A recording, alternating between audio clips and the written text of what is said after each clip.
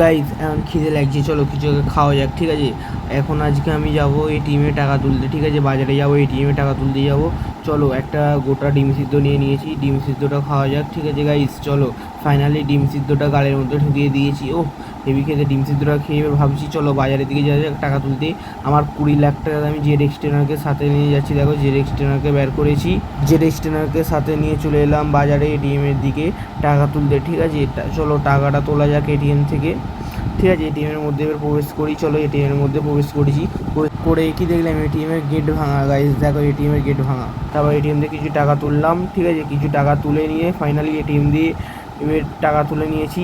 এবার চলো এটিএম দিয়ে চলে যাওয়া যাক বাইরের দিকে। ঠিক আছে, চলো এটিএম দিয়ে এবার বাইরে গেছি, এর কিছু খাওয়া যাক। ঠিক আছে, সন্ধ্যের খাবার দোকানে চলে এসেছি, সন্ধ্যের কিছু খাবার কিনে নিয়ে এবার বাড়িতে চলে এসেছি। ঠিক আছে, দুটো এগরোল নিয়েছি, 4টে সিঙ্গাড়া নিয়েছি। এগরোল দুটো 30 টাকা করে, 60 টাকা। 4টে সিঙ্গাড়া 24 টাকা, 6 টাকা করে।